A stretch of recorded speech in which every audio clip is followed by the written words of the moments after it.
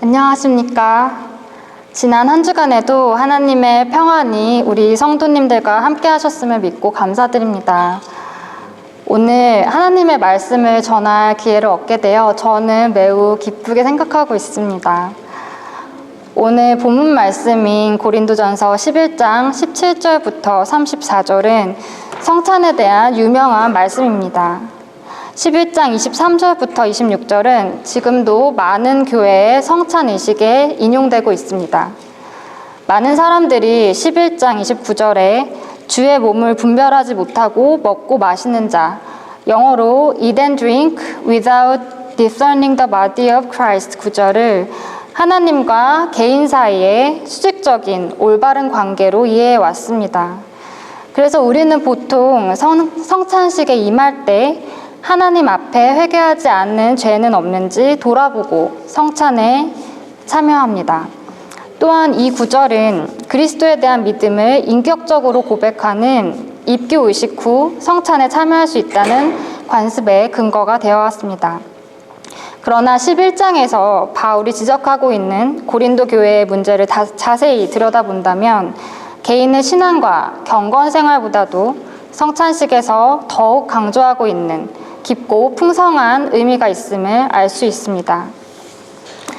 혹시 지난달 송린 전도사가 전한 고린도전서 8장에 우상에게 바쳐진 제물을 먹는 문제에 대한 말씀을 기억하고 계신 성도님이 계시다면 고린도 교회의 주된 문제가 무엇인지 아실 것입니다.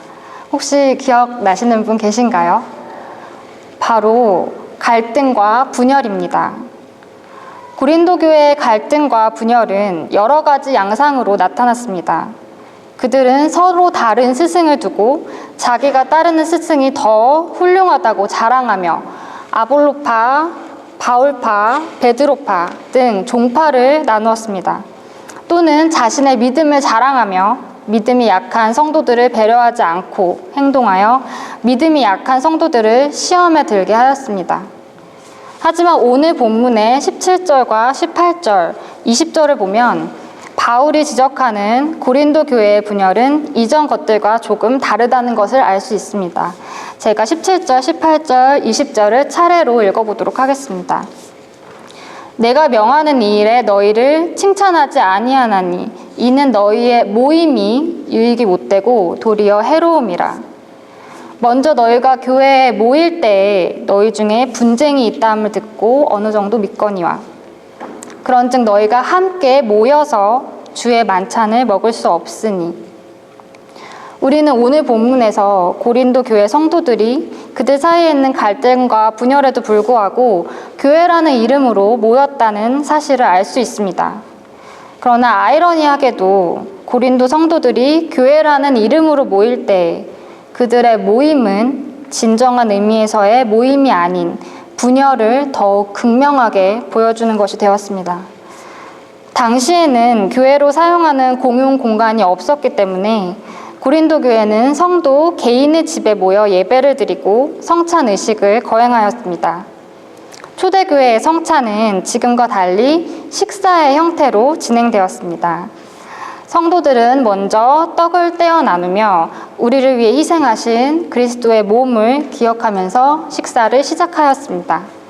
그 다음으로는 메인 요리를 먹은 후에 마지막으로 식사를 마치며 그리스도가 우리를 위해 흘리신 피를 기념하는 잔을 나누는 순서로 성찬 의식을 진행하였습니다. 그런데 바울이 살았던 시대의 사람들이 식사하는 모습은 지금과는 조금 달랐습니다. 우리는 그리스 로마의 그림이나 조각을 보면 머리를 이렇게 손으로 받치고 비스듬히 누워서 여유롭게 음식을 집어먹는 신이나 사람의 모습을 볼 수 있는데 이것이 바로 그 당시 식사하는 모습을 반영하는 것입니다. 당시에는 비스듬히 누워서 밥을 먹었기 때문에 한 사람이 차지하는 공간이 많았습니다. 당시 기록에 따르면 보통 집의 실내 식사 공간에는 10명에서 많아야 12명 정도가 비스듬히 기대어 식사를 할 수 있었다고 합니다.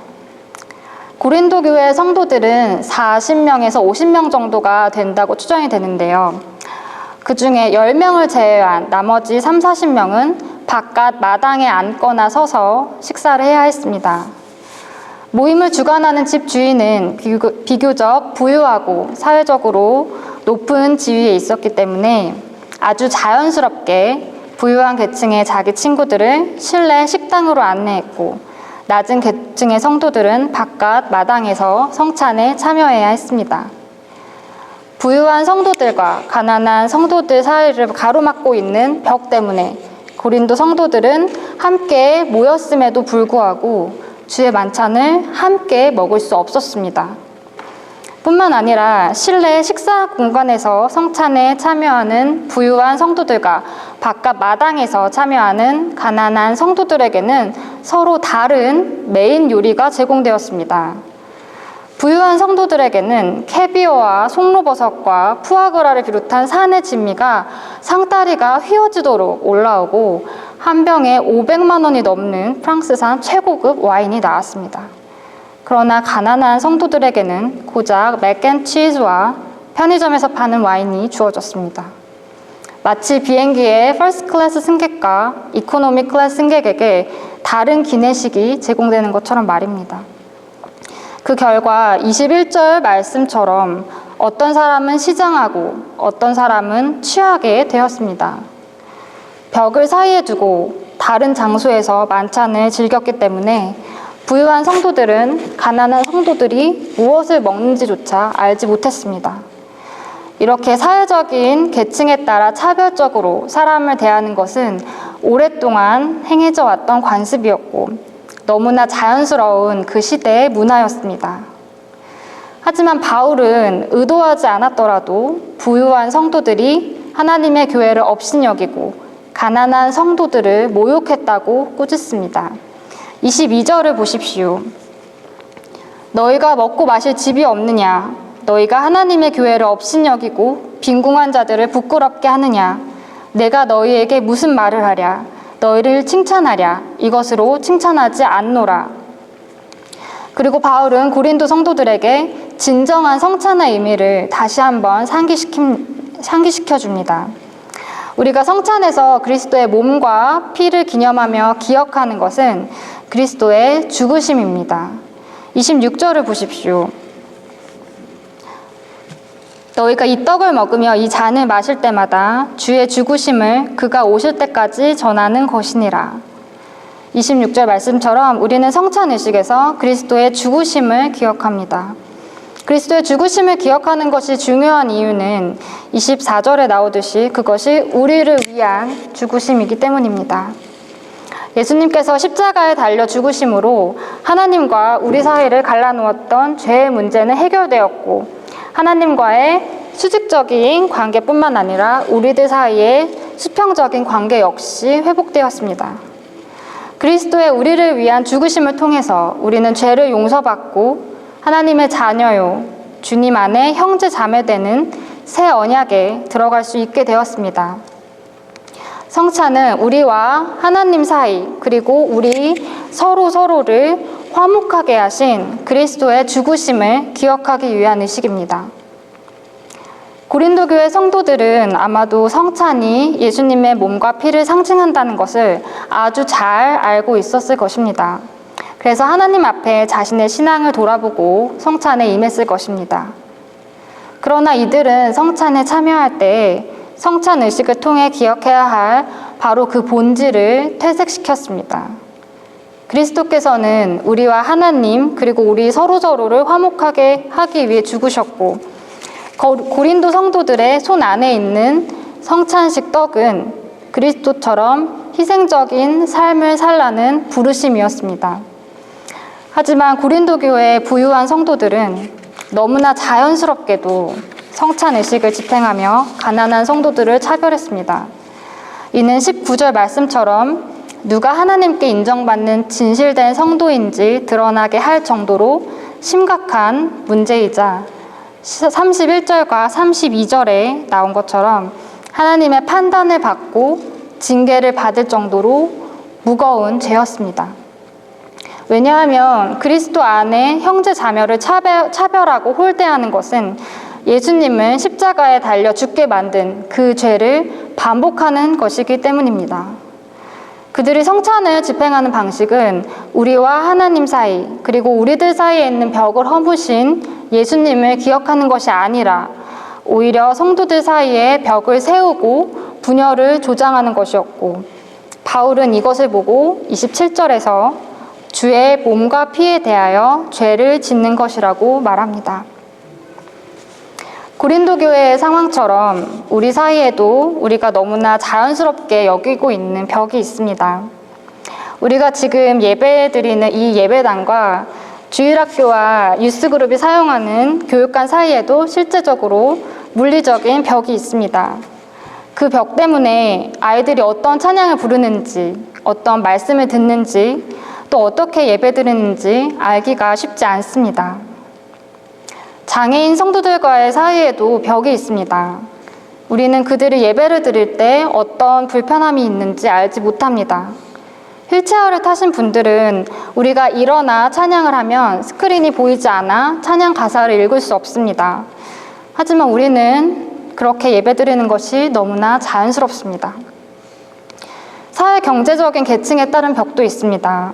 부유한 성도들은 같은 공동체에 있는 가난한 성도들의 삶을 이해하지 못합니다. 환경이 비슷한 사람끼리 교제하는 것이 편하다는 이유로 우리는 너무나 자연스럽게 계층을 나누어 끼리끼리 어울리게 됩니다. 인종 간의 벽도 있습니다.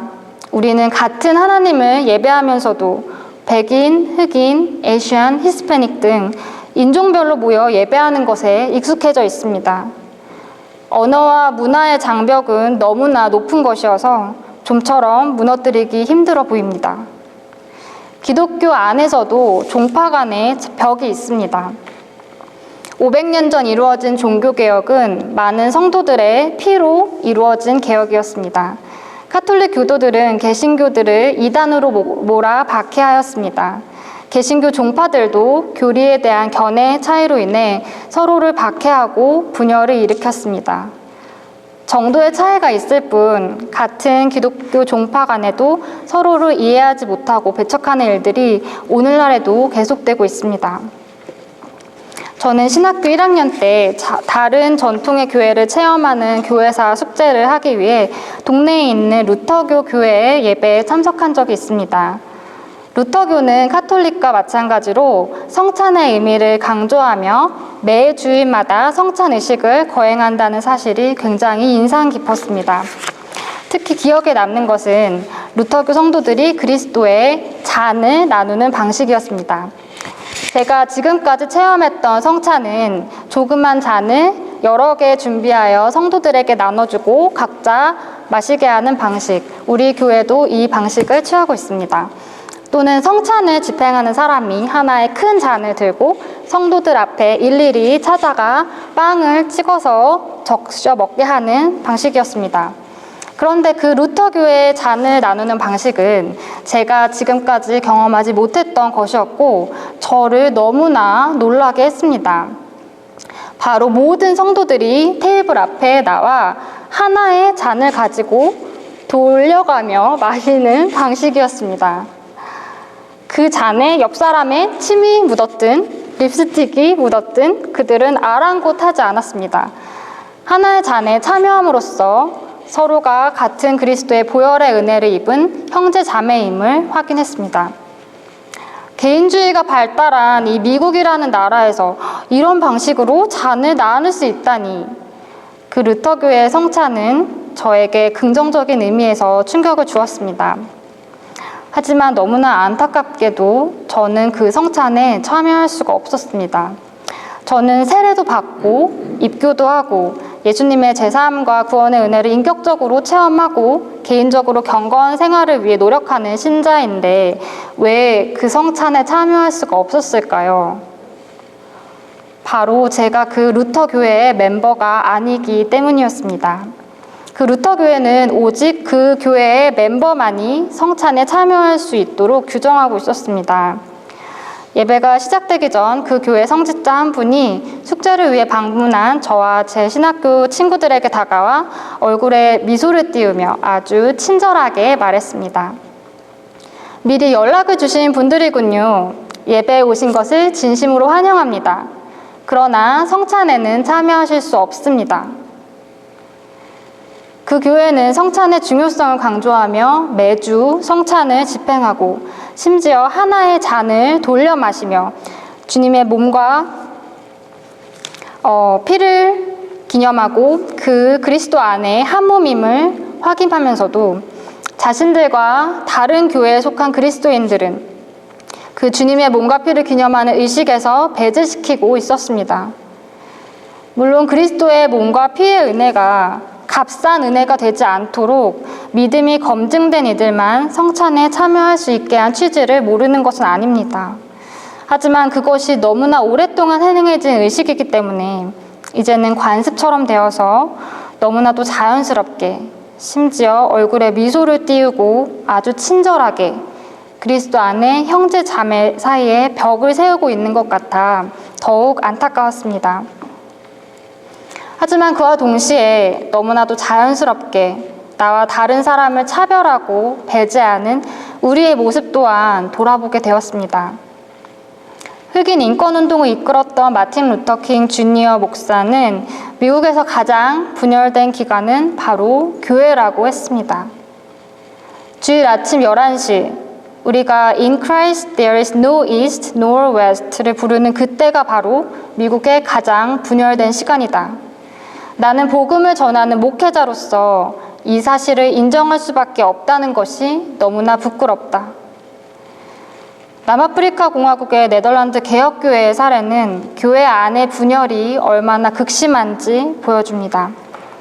우리처럼 개혁주의 교단인 네덜란드 개혁교회는 1857년 일부 백인 성도들의 요구로 백인과 흑인과 컬러드라고 불리는 다른 유색 인종들이 따로 성찬식에 참여하는 것을 허락하였습니다.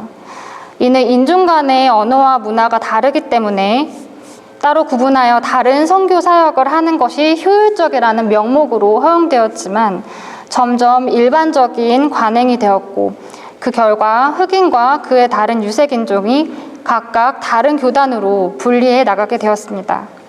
또한 네덜란드 개혁교회의 분리주의적인 성찬 교리는 남아프리카 공화국의 극단적인 인종차별 정책인 아파르테이트를 정당화하고 선전하는 데 이용되었습니다. 백인 우월주의에 근거한 이 인종차별 정책은 약 16%의 백인이 84%의 유색 인종을 정치적, 경제적, 사회적으로 차별하며 백인의 특권을 유지하고 강화하기 위함이었습니다. 이렇게 우리 인간의 역사를 돌아보면 화합보다는 분열에 대한 것이 압도적으로 많다는 것을 알 수 있습니다. 이제는 교회라는 이름으로 모일 때조차도 당을 짓고 팔을 나누는 것이 너무나 자연스러운 것이 되어버렸습니다. 하지만 하나님께서는 분열과 갈등과 증오는 명백한 죄라고 우리에게 분명히 말씀하십니다.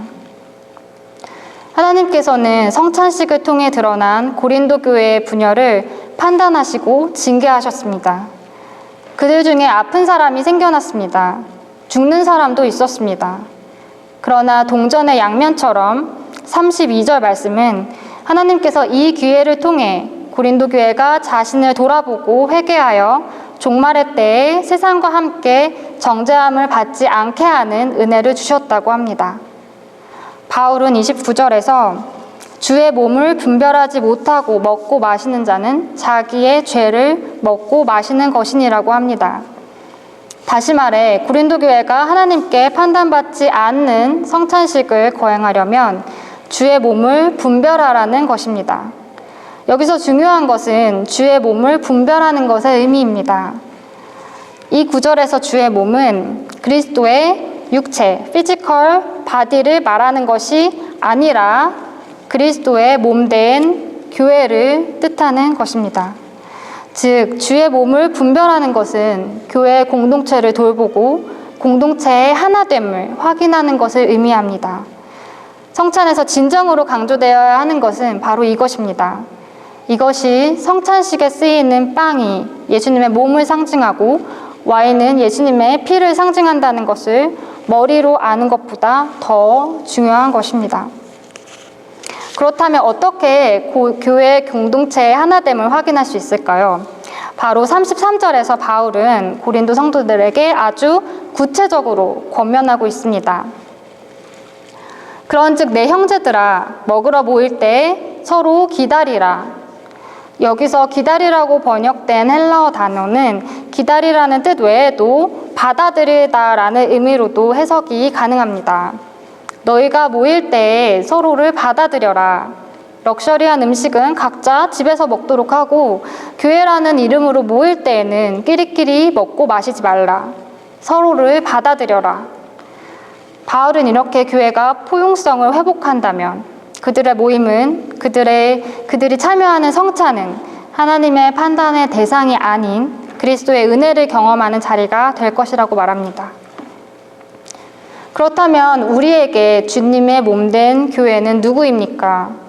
우리 한빛교회 공동체, 그리고 더 나아가 우리가 사는 지역의 교회들, 또한 각 나라에서 서로 다른 모습으로 예수님을 믿으며 하나님께 예배하는 전 세계의 교회들이 모두 그리스도의 몸된 교회입니다. 따라서 주의 몸을 분별한다는 것은 나이나 인종이나 사회적인 계급이나 종파를 따지지 않고 그리스도 안에 모든 형제 자매들을 받아들이고 품는 것을 뜻합니다. 하나님께서는 우리에게 성령을 주셔서 우리 사이에 벽을 허물고 서로를 받아들이는 노력을 기울이게 하십니다. 남아프리카 공화국의 인종 간에 세워진 벽은 한 목사님의 노력에 의해 허물어지게 되었습니다. 그 목사님은 인종차별적인 네덜란드 개혁교회의 성찬의식에 반대하여 자신의 집에 다양한 인종의 성도들을 초대하여 식사하며 교제를 나누었습니다.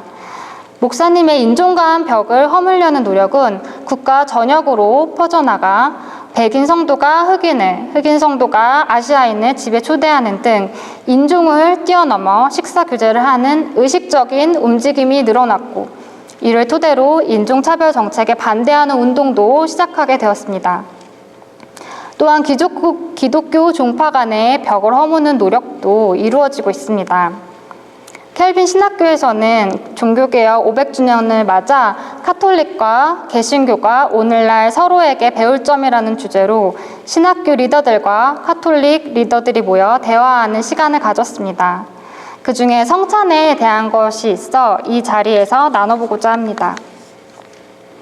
먼저 카톨릭 성도들과의 대화를 통해 주님의 몸된 교회는 성찬이 과거 그리스도의 죽으심을 기억하고 선포하는 것일 뿐만 아니라 현재에도 실제적인 영향을 미치는 것임을 확인하였습니다. 교회는 성찬식에서 그리스도의 죽으심을 기념하며 현재 삶 속에서 그리스도의 제자로서 그리스도를 본받는 삶을 살아가는 성령의 역사를 경험합니다. 교회는 성찬에 참여함으로써 우리와 하나님 그리고 우리 서로를 화목하게 하신 예수님의 사역을 기억하고 성도들 역시 이 세상에서 화목하게 하는 자로서의 사명을 감당하게 됩니다. 두 번째로 교회는 주님의 만찬에 참여함으로써 믿음의 여정을 신실하게 갈 수 있는 영적인 자양분을 얻습니다. 성도의 삶은 세상에서 하나님의 나라로의 여정입니다. 죄의 지배를 받는 삶에서 하나님의 은혜 가운데 거하는 삶으로의 여정입니다. 또한 죽음에서 그리스도 안에 있는 새 생명으로의 여정입니다.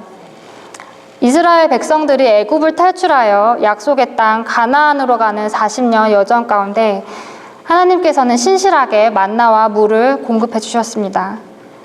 카톨릭 성도들과의 대화를 통해 성찬은 성도의 믿음을 자라게 하는 영적인 자양분이 된다는 것과 성도의 믿음의 여정을 인도하시는 하나님의 신실하신 약속을 상기시켜 준다는 것을 확인할 수 있었습니다. 성찬은 하나님께서 은혜를 주시는 방편입니다. 우리가 믿음의 여정을 가는 동안 고난의 때를 만난다 해도 하나님께서는 성찬을 통해 우리에게 자신의 신실하심을 확신시키시고 계속해서 믿음의 여정을 가도록 영적인 강건함을 주십니다. 마지막으로 교회는 성찬을 통해 앞으로 도래할 하나님 나라를 맛볼 수 있습니다.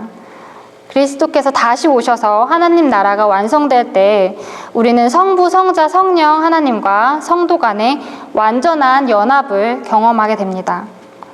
그때까지 성도들은 주님이 주관하시는 만찬에 참여함으로써 하나님 나라 잔치를 맛보고 그날의 완전한 화합을 기대하며 분열된 이 땅에서도 그리스도 안에 하나됨을 선포할 수 있습니다. 사실 개신교와 카톨릭과 동방 정교회는 성찬에 대해 너무나도 다른 교리를 가지고 있습니다. 하지만 하나님께서는 서로 간의 대화를 통해 주님의 교회가 종파의 벽을 허물고 그리스도의 몸과 피의 은혜를 동일하게 입은 자들로서 주 안의 하나됨을 확인하게 하십니다. 또한 우리 교단에서는 오늘 본문 말씀을 근거로 입교 전 어린이들도 부모의 지도 아래 성찬에 참여할 수 있게 하고 있습니다. 나이나 지적인 능력에 상관없이 아이들도 교회의 공동체의 일원으로서 완전히 포용하고 그리스도 안에 하나됨을 선포하려는 노력입니다. 더불어 노약자나 장애인을 교회 공동체에 받아들이고 그들의 예배 참여를 돕기 위한 노력으로 교회 주보를 만들 때 큰 글씨로 예배 순서와 찬양 가사를 넣는 교회들도 점차 늘어나고 있습니다. 하나님께서는 우리 한빛교회가 미얀마의 소수 민족인 로힝야족을 품고 기도와 물질로 지원하게 하심으로 이를 통해 인종의 벽과 종교의 벽과 물리적인 거리의 벽을 허물게 하셨습니다. 우리가 성찬식을 거행할 때에도 그리스도 안에 한몸된 이 로힝야족을 기억하고 이들이 겪고 있는 차별과 박해가 하루빨리 종식되어 그리스도의 화목하게 하심이 이 땅에 온전히 이루어지길 기도했으면 좋겠습니다. 우리가 그리스도의 죽으심을 기념하는 성찬에 참여하며 마땅히 기억해야 할 것은 로힝야족처럼 지금 이 순간에도 핍박받고 헐벗고 굶주린 형제 자매들입니다. 전 세계에 있는 모든 성도들은 화목제물로 자신을 희생하신 그리스도의 은혜를 입은 자들입니다. 우리가 성찬식에서 그리스도 안에 하나됨을 선포하면서도 정작 우리 주위에 도움이 필요한 사람들에게 우리가 가진 것을 나누지 않는다면 주의 몸을 분별하여 먹고 마신다 할 수 없을 것입니다. 우리 교회가 그리스도의 우리를 위한 죽으심을 기념할 때마다 그리스도처럼 희생적인 삶을 살라는 부르심에 아멘으로 화답하는 교회가 되기를 기도합니다. 우리가 서로를 돌보고 포용하며 그리스도의 화목하게 하신 사역을 기념할 때 하나님 나라를 맛보는 기쁨이 우리 한빛교회에 충만하길 주님의 이름으로 축원합니다. 함께 기도하시겠습니다.